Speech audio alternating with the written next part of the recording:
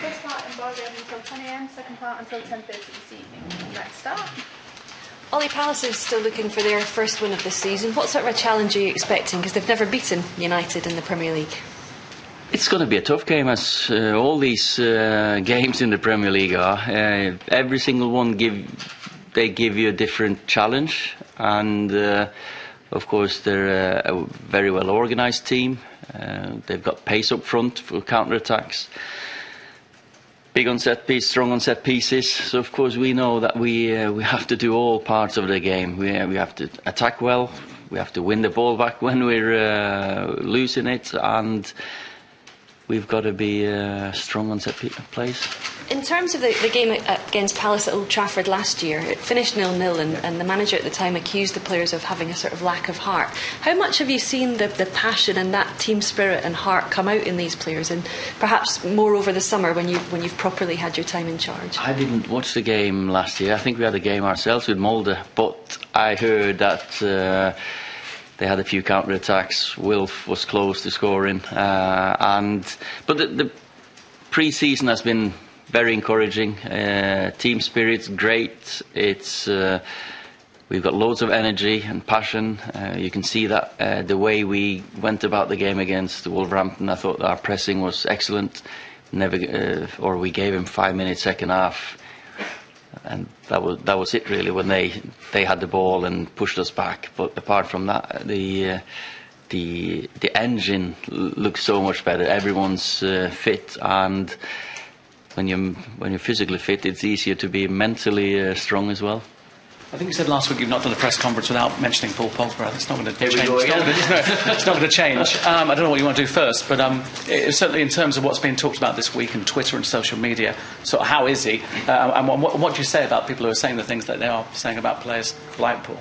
Well, Paul's fine. Paul's a strong character, and that's your phone going off. Yeah, it's Paul ringing. That's Paul ringing. Yeah.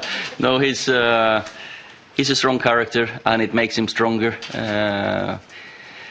When you speak to him, he's fine, and I just cannot believe we still sit here in 2019 talk about these instances. Twitter, of course, or social media is a place where, as Harry said, people can hide behind fake identities. I don't think it's down to me to change it, but there's so many Ole Gunnar Solksjaers on Twitter and social media that I know is not me. And of course, we've got to do something about it, and the authorities got to do something about the ones who spread this hate. And you just feel sorry for them, really. They must have problems themselves when they have to do this. So let's talk football and penalties. Who takes the next one? I'm sure you're going to see Paul Pogba score a penalty for Man United again, definitely. Let's see if when we get the next one. We're practicing penalties still, and Marcus and Paul are still on them. Did Marcus have a problem with that whole situation, though? No, but don't be surprised if Marcus or Paul scores the next one, or I'm sure they will. So absolutely no fighting amongst them. We're disappointed that we didn't win the game, but the talk is always much more difficult when you don't get a result. Just a final one from me. Romelu Lukaku said a few things this week. I mean, you've been very good and very straight about his departure. You've been very polite about it. He's been less polite and said he wasn't wanted. Does that frustrate you? Because you played a very straight bat with it. I think it's. I'm not going to dive into that one. I think. Apart from that interview was made before the summer, wasn't it? I think when he was a Man United player, so I think I'd rather not. Well, can I actually just come back to the Twitter thing as well? Yeah. Twitter said they're going to have a meeting with Manchester United. What would you like to see as an outcome from that? Oh, well, we need to protect individuals, and we need to protect people's... When there's death threats and racism, that's of course it's serious allegations or serious how do you say, I can't get the incidents, I can't get the English word now. Sometimes you get excited and annoyed, but what can we do about it? Us as a at Man United, we're not going to ban our players on social media. We have to spread the good word instead of, because it's so much good we can use social media for, but we have to stop those incidents, definitely. Ollie, just about the penalty situation, were you surprised that people have kind of criticised you for not knowing your penalty taker? You've left it to the players to sort out. It's not that I've left it to the players to sort out. We've nominated 2, and throughout the season you'll have games where Rashford's not playing, Pogba's not playing, and it's good for them to know that I'm there and I'm being trusted to take penalties. And it's not like there's anarchy and just do whatever you want. We've nominated a few, and throughout the whole season, I'm sure you'll. Last year we had a few. We had Marcus, you had Jesse, you had Paul. When I was here, who scored, all scored on penalties, probably more as well. I can't remember now. So it's not that I'll leave it to them, no. Just one more from me. Slightly left field, but a football family kind of question.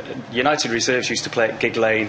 You have experience about Bury yourself. It's just up the road. It finds itself in a crazy situation now. I mean, what do you think should be done, or the situation that they find themselves in now, a football club like that?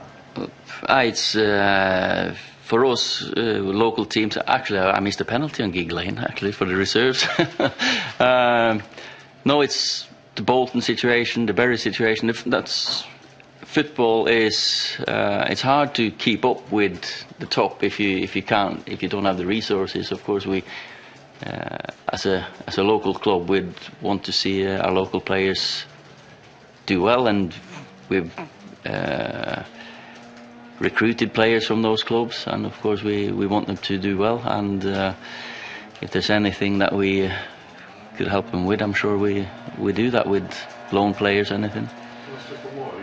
Just come back to what happened with Paul as well. There was a real collective response from the players. Yeah. You mentioned Harry there. Yeah.